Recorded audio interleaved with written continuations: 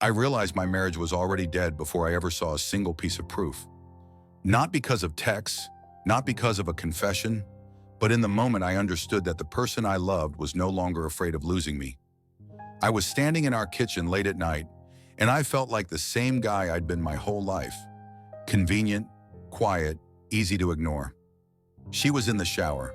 Her phone was on the table, buzzing like it wanted my attention on purpose. I didn't pick it up right away. I just stood there, staring at it, thinking about how easy it would be to pretend I hadn't noticed anything. Because the second I looked, I'd stop being the normal husband who believed he wasn't chosen out of pity. In that moment, I already knew this wasn't just about her. It was about the fact that my entire life I'd accepted less just to avoid being left. And that night was going to end either with a lie or with something that hurt a lot more. I'm almost 30 now, and I've carried extra weight for as long as I can remember. It's not a small detail you can ignore, because it shaped almost everything. How I grew up, how people treated me, and how I saw myself. I grew up in a remote part of South Texas. My parents split up when I was very young, and I stayed with my mom. She never really set boundaries, especially around food. My childhood was spent in a car, surrounded by fast food bags and soda bottles. I didn't play outside much. I didn't walk anywhere. By the time I started school, I was already the fat kid. That followed me into adulthood. I eat a little better now, but the obesity and health issues never really went away. I learned early on to be grateful for attention and not ask too many questions because I was afraid of losing it. I met my wife when I was 24.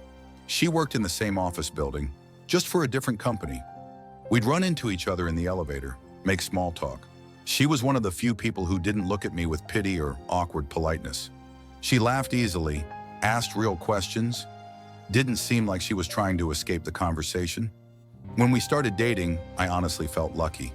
She was confident, active, took care of herself. I tried to keep up as best I could. We got married 3 years later, nothing flashy, and I truly believe she was with me because she wanted to be. I trusted her almost blindly, mostly because I didn't want to see reasons not to. The first cracks showed up quietly. At first, they were easy to explain away. She started staying late at work more often, even though she used to text if plans changed. Her phone stopped lying face up, and whenever I walked into a room, she'd flip it over without thinking. She started going to the gym in the evenings, but came home energized in a way that didn't feel like a workout. One day I noticed she'd changed her phone password. When I asked, she joked that it was because of work security. Another time, she snapped at me for bringing up a new guy from her department and said I was overanalyzing everything.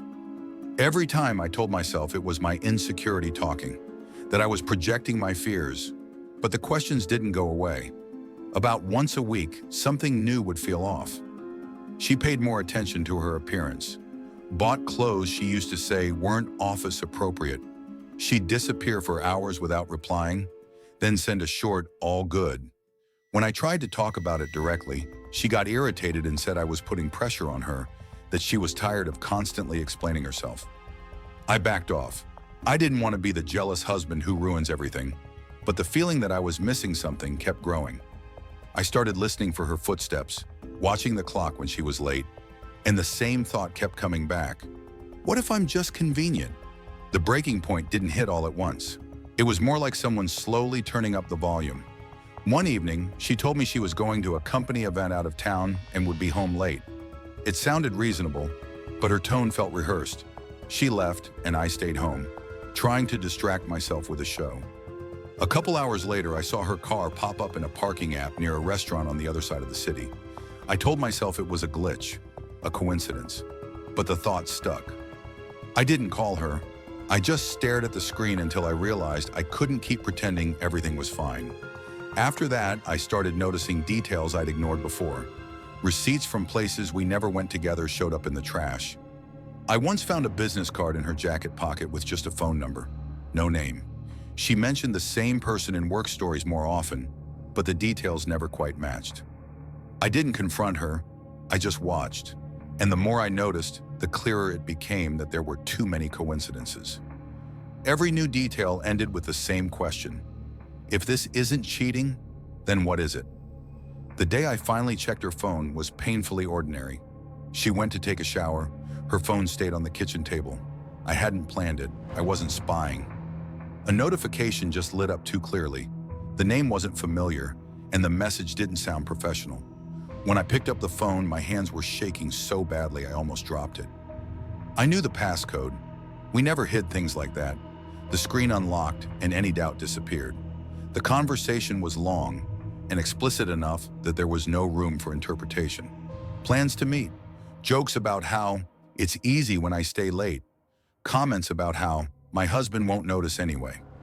I felt strangely calm reading it, like certainty was easier than not knowing. I scrolled back and realized this hadn't been going on for a week or two. When she came out of the shower, I was sitting at the table with her phone in front of me. "Do you want to explain this?" I asked. My voice was quieter than I expected. At first, she pretended not to understand. Then she saw the screen and froze.